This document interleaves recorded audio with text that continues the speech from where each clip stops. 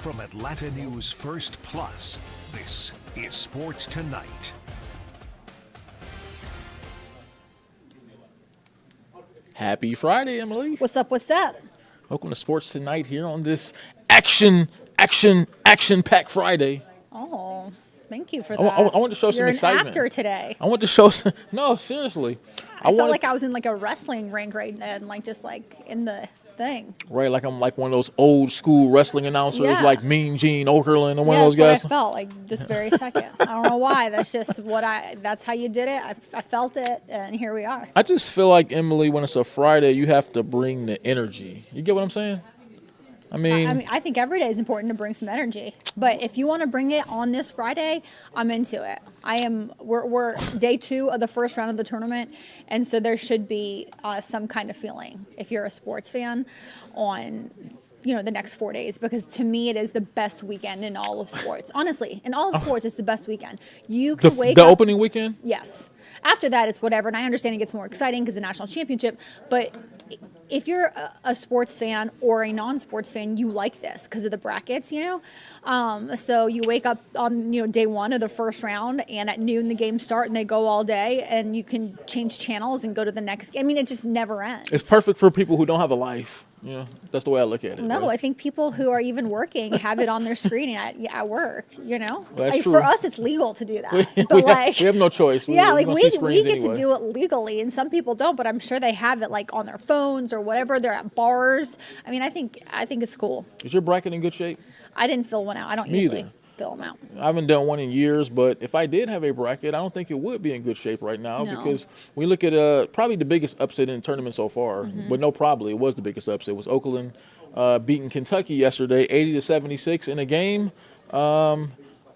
Basically, Oakland just shot 3-pointers and basically shot Kentucky down. Do you know where Oakland is? Yep, I do. Hold up. I do. Michigan. But did you okay, wait. Did Nope. you know that? I knew it by heart. You know why?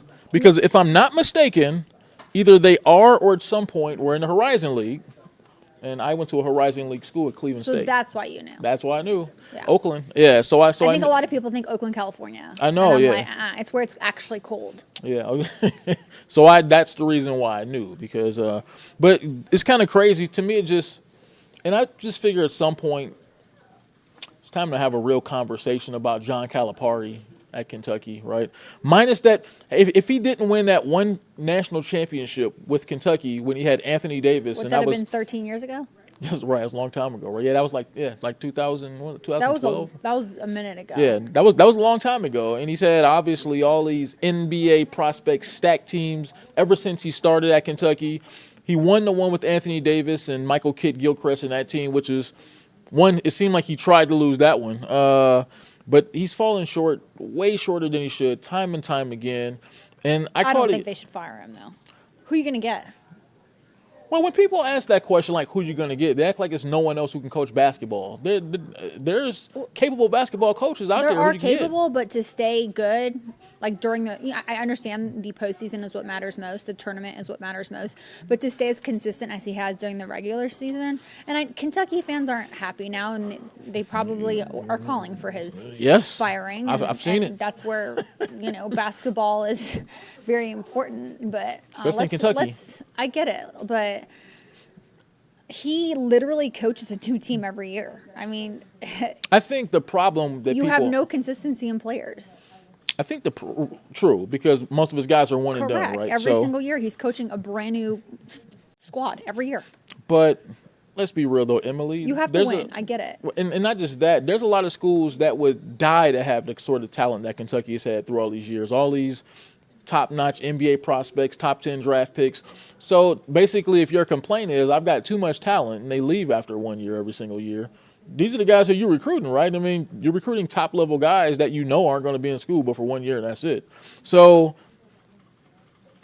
you just have to adjust to the times, right? Like even Coach K at Duke. I mean, for a while he stayed away from one and done guys. Then he welcomed them, and he was able to win a couple national championships more, kind of in the one and done era. So I just really feel like with Calipari, there's certain coaches that are really good at being able to get the groceries, but not everybody's a good cook when they get the groceries, right? So I liken John Calipari to Ryan Day at Ohio State. I'm obviously an Ohio State fan. Ryan Day has had no trouble getting really good players at Ohio State. He's had trouble cashing in on those good players at Ohio State. Same thing with Calipari. If Calipari didn't have that one national championship, we'd be looking at him the same way we look at guys like Ryan Day if he hadn't won that one national championship. Ryan Day's still there. He is still there. And I think, he obviously hasn't been there as long as Calipari. But to me, those are two guys that are really good as far as getting talent, really good as far as stacking talent. But when it comes to actually coaching that talent on the field, on the court, they fall short. Which I'm disappointed about, especially with Ryan Day. So let's not talk about Kentucky for a second and actually talk about the Grizzlies. Let's give props to the team that actually beat the Wildcats. Yeah, but of course, obviously. No, Oakland should be talked about. 14 seed, right? But forget that. Do you know anything about their head coach, Coach Campy? I don't know much about Coach Campy. See, as soon as they won last night, I looked all this up. He's the longest tenured coach in the country. He's been there for 40 years. Really? I'm not even lying to you. Congratulations to him. I think his first year of basketball at Oakland was 1986. I was 1 year old. I mean, I'm not lying to you. Look it up. See when he started at Oakland. When they were 20, look, they won 20-plus games this year, so they were legit. They were a good team, but that's crazy, though. I didn't know that about their coach. I think he reminded everyone during his post-game interview yesterday, and when I say everyone, I mean anyone who had no clue who they were, which is like everyone, that they had beaten 12, I think, Power 5 programs. So to him and to his team, no surprise. That's how they acted. Literally, they acted like this was not a surprise that they knocked off Kentucky. And then, the baller who made all the shots, he said, we're not a Cinderella story. Well, yeah. So they're coming in there with confidence. What happened last night, I'm not saying they're going to, move on from the second round, but what I'm saying is that if you take a team of players who are confident, believe in themselves, and you have a coach who's preaching to them a certain message and they're eating it up and believing it, that's the kind of team that can make it to the Sweet 16, to the Elite Eight. This could be the Cinderella, but we have to wait to see if they make it to at least the Sweet 16. Well, look, it makes perfect sense now that I just sort of glanced over there and seen much about Coach. He's an Ohio guy. God. Of course he overcomes the odds and beats the big boys, right? That's what you do when you're from Ohio. So it makes perfect sense. He's 68 years old, from Ohio, like you said, in his 40th season. So he started coaching that team. 40th, guys. 40th. Could you imagine being somewhere for 40 years? Never. Yeah. Like one place? That's crazy. I love you, Oakland. Your loyalty is amazing. Well, so another one, speaking of Ohio coaches, one of the kind of, I guess, less slightly smaller upset was Duquesne beating BYU yesterday. Yeah, that was cool. That was pretty cool. And do you know the cool thing about their head coach at Duquesne, Keith Dambrot? What is it? We're teaching each other. We are learning from each other today, Scott. Well, Keith Dambrot got a shout out on social media from LeBron James. And you know why? Because he was LeBron James' high school basketball coach at St. Vincent St. Mary for his first couple of seasons at St. Vincent St. Mary. Keith Dambrot, before he went, he later went to go take over the University of Akron. So LeBron James gives him a shout out on social media. Coach Dambrot, leading Duquesne to their first NCAA tournament win in like forever. Mm-hmm. So that was pretty dope. But look, I remember Coach Dambrot at Akron. I mean, he coached them for a long time, did a really good job there, took him to a couple NCAA tournaments while he was there. And look, when you coach LeBron James in high school, that's going to get you a lot of respect too, right? And he's a guy who LeBron really respected a lot too. So LeBron, before their game against BYU the other day, sent the whole team of custom-made LeBron shoes. So love that.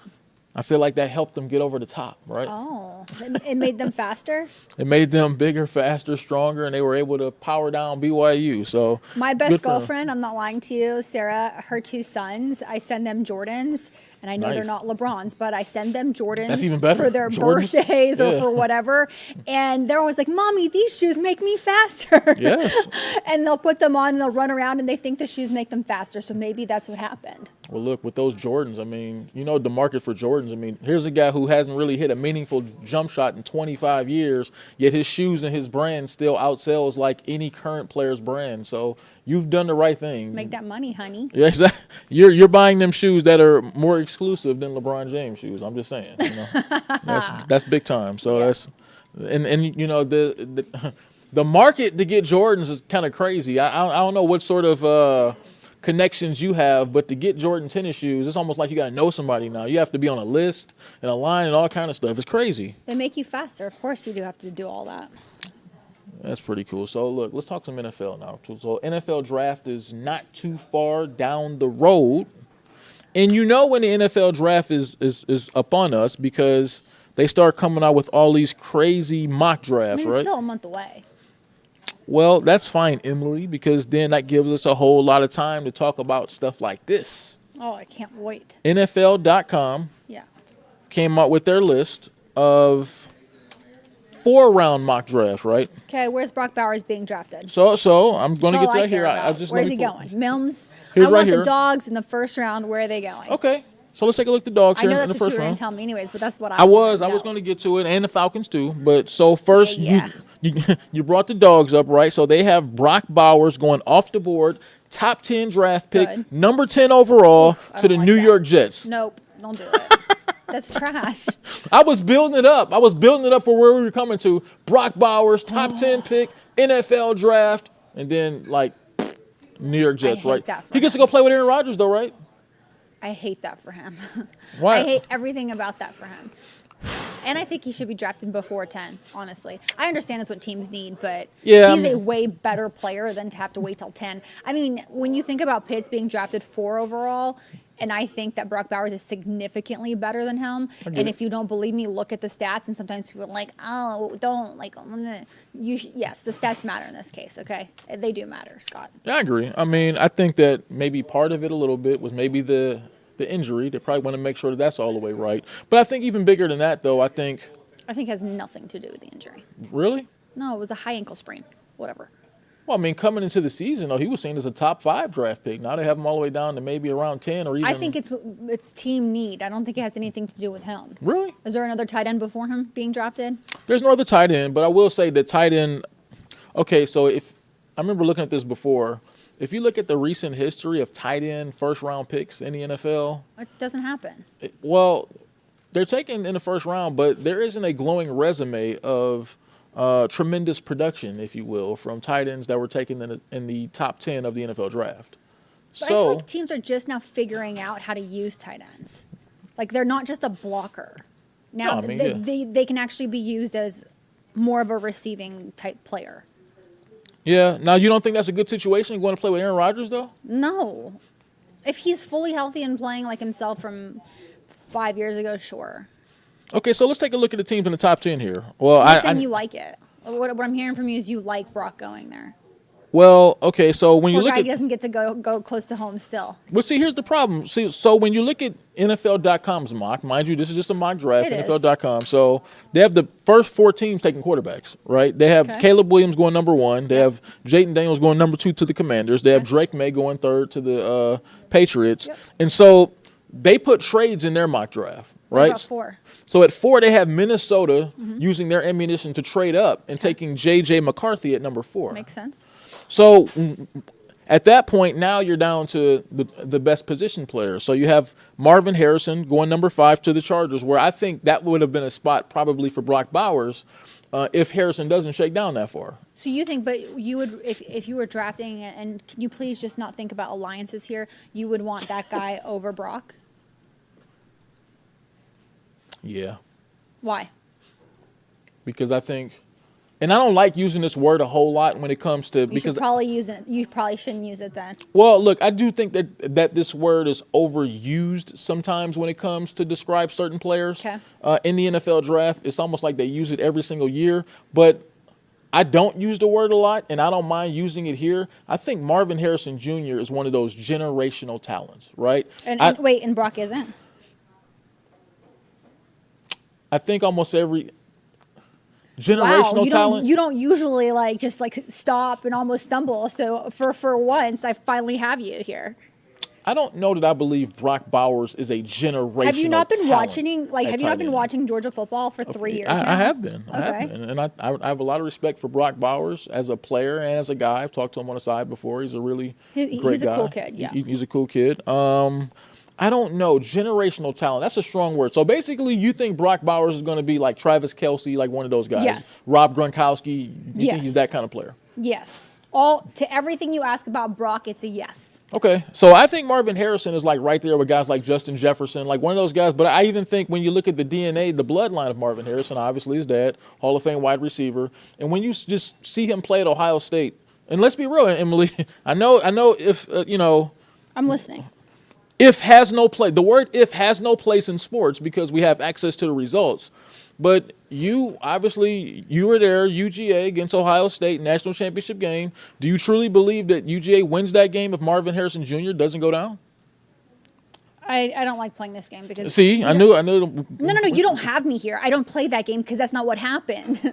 Right. I don't know what would have happened. That's true. Had he stayed in the game. I truly don't. Like, I'm really about that life of not saying like, well, if that played, because that's not what happened. I mean, that secondary for UGA was fighting for their lives out there. While I was there at that game and I was sitting in the press box, you can ask two people next to me. At no point that night did I ever think Georgia was going to lose. Not ever. I never thought, it might happen. I never once thought that. It came down to a game-winning field Like goal. literally, when I'm sitting watching, covering a game, I'm writing notes the entire time. And at some point in the game, I kind of say, I should consider doing 2 sets of notes. One for winning, one for losing. At no point in that game did I think I need to start doing a losing notes. Never. I don't know why. I just didn't. I have the notes still. I could show them to you. I have them for every season I've covered the Dogs. So look, watching the Dogs that entire season, like no one was even. It seemed like teams weren't even getting first downs against them. When you watched Ohio State, and obviously they played well. Oh my gosh, they played so well. Yeah, and they obviously had a chance, but your man went down, and we'll never know. And I think that was huge in that game. And I thought Bullard.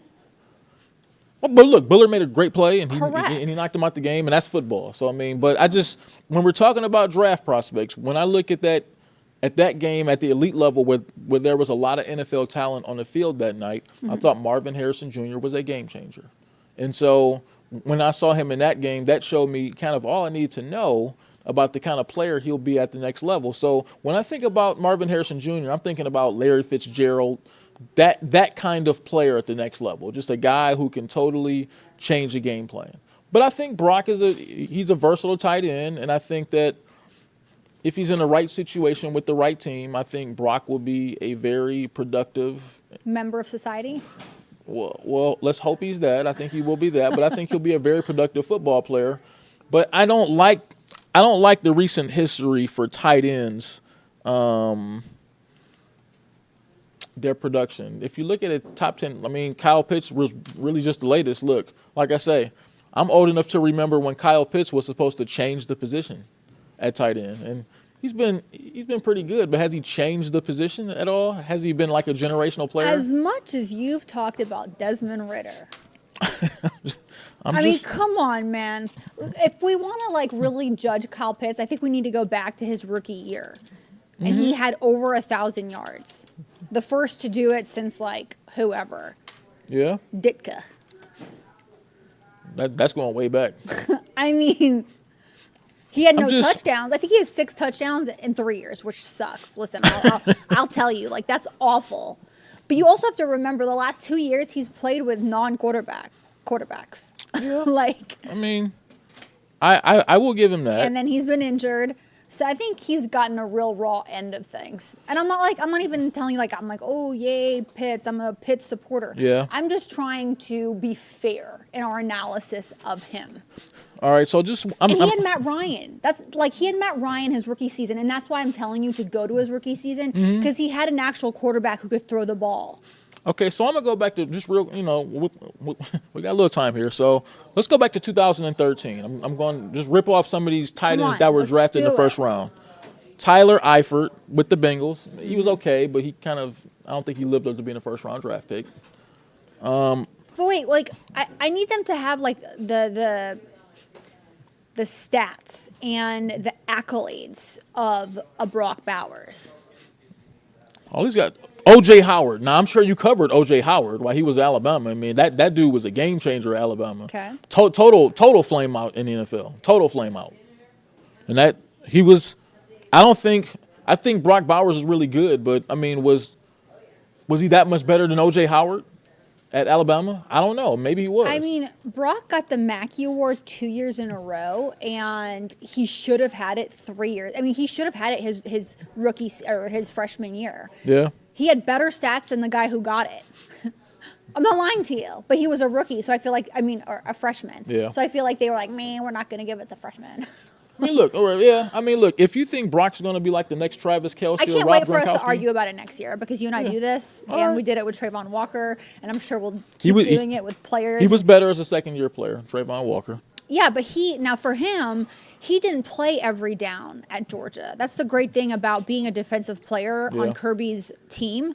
You're not playing first, second, you're not doing it. They're rotating guys in and out. They're keeping those guys as fresh as possible. So Trayvon got drafted with he's not even close to hitting what he should hit yet as far as a ceiling because he's still learning, in my opinion. Versus some other defensive guys who, when they get drafted, they are like used. You get what I'm saying? You mean like Aiden Hutchinson, who went number 2, who was All-Pro? I'm just saying. With Trayvon, I think the ceiling's high is what I'm trying to say. Okay, so you think that he has not yet played his best football at the NFL level? Correct. I think it's still going to come. Okay. Look, I mean, I'm all for it. I know. You thought Aiden Hutchinson should have gone 1. I did. Remember I told you that then, too. You did tell me that. I thought he's already been a very impactful player for the Detroit Lions. No doubt. I'm not going to All-Pro. argue that. I mean, he's played, and I love his attitude. He seems like not only do his teammates like him, the city likes him, the fans like him, his family seems pretty good. He seems just like he's got it going on. But Trayvon, to me, is awesome too. He's got an amazing family and all the other things. And listen, the Jags wanted him, so they took him. We'll see in 5 years which one pans out the most. You know what I'm saying? Let's give them a few years to keep going. I know this is seeming like I'm anti-UGA with some of their guys, but No, and it seems like I'm like a rah-rah go Georgia. But I'm just like, obviously we get an intimate look at these players week in and week out. So for me, it's easier to give my opinion on dogs or former dogs because I was there with them, like in the trenches, right? So in the trenches. I do think, though, Brock Bowers is going to be a phenomenal player. I think you will, too. Player. But if you're putting me in the box right now and you're saying... And you like Harrison better. You have to have Brock Bowers or Marvin Harrison on your team as a first-round pick. Let's say the Chargers have that selection. They're waiting at number 5. They're going to take Harrison. And I totally believe that they would take Marvin Harrison Jr. before they would take Brock Bowers. And I also think that position plays a role too, because I think in today's NFL, the wide receiver position is seen as maybe slightly more valuable than the tight end position. I agree. Because of their ability to make big plays downfield, whereas most tight ends, they're really good in the middle of the field, and you obviously need really good tight ends. But I think the difference in the position is probably what makes them a little more valuable. So I think, as far as their impact as players at the college level, I think it's pretty equal because I saw what Brock did the last few years. And I was telling people back home, I was telling people back in Ohio, even when Brock last year, I'm like, look, this kid Bowers, he's the truth, So I think he's a really good player. I think he will be a really good player at the next level. But, if I'm stuck to choose between him and Marvin Harrison Jr. at the next level, I'm taking Marv. I'm taking Maserati Marv. You're taking one, I'm taking the other, but we both can't argue that I think both players will be exceptional. For sure. If you in end the up NFL, if they stay healthy. Yeah, if you end up with either one, you can't go wrong. Correct. So Hawks took another surprise, took another L. And so they got the Hornets up next. I mean, this is a team that's probably stumbling into the play-in tournament. And right now, when you watch the Hawks play, I'm not even sure that they can win the NCAA tournament. Honestly, if you put them in the NCAA tournament right now. Let's put them up against. At this point, Oakland. Can the Hawks beat Oakland. UConn right now? I don't know. I mean, that's just they really been struggling. Yeah, could they beat any one of those teams? It's a joke. Obviously, I know an NBA team could beat a college basketball team. And it wouldn't be close. We're not being disrespectful. We're not being disrespectful, but it's just it's tough. Yeah. It's for me, the scary part of all this, Scott, is literally we're 1 year later, right? We're going to come up on 1 year later when the play-in tournament starts, and you literally haven't moved. The needle hasn't moved. They're not much better. 1 season later, you're still playing your way into the playoffs. That means literally over a span of a year, nothing's changed. And that's how they should evaluate it. Yeah. You know what I'm saying? You should evaluate your team based off of what happens every year when it comes to postseason play. and they're playing their way in. Now, if they play their way in and win, then that'd be different. But we're going to be starting the playoffs playing in to the playoffs. And I feel like I have no faith in them being able to get past whoever they have to face. But you never do know. And Trae Young's probably he's probably not going to come back, right? I mean, listen, would you? Let me ask you a crazy question. Come back for what, a year, or would you come back to play in the play-in game? I'm about to ask you a crazy one here. Ask away. Have we seen the last of Trae Young as an Atlanta Hawk? As far as just, I think it's very possible. will he play another game as a Hawk? I mean, listen, if I no, yes. Last game that we've seen him play was what, against Toronto when he got injured. Was that the game? He I went think they were down. playing the Raptors. Yeah. Yes. That's the last game he's playing in Atlanta. And I like Trae. I have nothing against him. Yeah. I honestly, it gets to a point where a fresh start is needed. They have to retool things. I think the Hawks have to retool things from top to bottom. Like, honestly, I mean, I'm talking about do a massive sweep, have a fire sale, strip this thing down, and get as bad as you possibly can. Because, like I said before, Scott, I've been here longer than you, and we've been in the rebuilding mode for so long. It's now. frustrating. It is. It's really hard. That's why Bud left. They were like, we're rebuilding. Bud's like, bye, peace, and then he won a title in Milwaukee. Look, I'm coming to you. So like you said, you've covered the Hawks for a while, right? So I covered the Cleveland Cavaliers, which was a team that twice benefited from getting the number 1 overall draft pick. Because you know how it works, Emily. You're in the NBA. You either have to be really good, which is a championship contender team year in and year out, or you have to be really bad. When you're stuck in the middle in the NBA fighting for a playoff spot, fighting for a play-in spot, you're in no man's land because you're never good enough to get a franchise-changing player, and you're never bad enough to get a franchise-changing player at the top of the draft, and you're not good enough to seriously contend for anything. So I think when you're in the middle area, you got to strip it down. You got to strip it down to the bottom. Get as bad as you possibly can for the next couple years. You get lucky, hit the lottery, get a top draft pick, and maybe you can get a player that could potentially change your franchise, because right now, I don't think there's a player on that roster that you would consider to be a franchise-changing player. It just breaks my heart because, like I said, it's tough, ain't it? When I came in and Millsaps was here, and I want to say Dwight Howard was on the team then. Oh, yeah. Ooh, I forgot about Dwight Howard. I mean, this was like a completely different looking team. Yeah. And Bud was coaching the team. And I just remember at the end of the season, like, he had a choice. I mean, it wasn't like they were kicking him out, but they were saying, like, this is the direction we're going. Yeah. We're going to rebuild. And Bud's like, I'm out of here. Like, I'm not going to stick around for the rebuild. Yeah. And the bad thing about rebuilding, Scott, and like, I hear what you're saying about worst and best and being in the middle, but most rebuilding teams just keep rebuilding. That's all it is. Like, that's the philosophy, and the philosophy just keeps going on. It's a recycled philosophy. Ain't it frustrating, though? Imagine being Tony Ressler, the owner. Yeah. Imagine going to the Eastern Conference Finals in the middle of COVID. Yeah. And getting a taste of what it feels like for the first time in a really long time and doing nothing since. Yeah. Well, we're going to get us out of here, Emily. Atlanta United, what are they going to do this weekend? They're at Toronto, in my homeland. Great city. They've won 2 games in a row. They've won them both at the Benz. They lost their very first game of the season. That was at Columbus, the defending champs, they're not favored to win, but they're like 3rd favorite to possibly win this year. So a very good club, let's just put it that way. The measuring stick, that first game, that first match, you got to feel it a little bit, and it wasn't good. But then they bounced back the next 2 at home. And the problem with Atlanta United is that they play very well in that place. Who wouldn't? Because the fans are insane, and that building is like explosive when they're playing there. But they need to find a way to win on the road. So we're going to find out a little bit about them this weekend when they play at Toronto, and see if they can at least get 1 win on the road. Again, I mean, it's super easy, early here. Yeah. Not easy. It's early, but we'll see if maybe they can possibly get a match on the road. And then I think that would make a world of difference for their confidence, honestly. All right, well, I'll tell you what. We'll see what happens.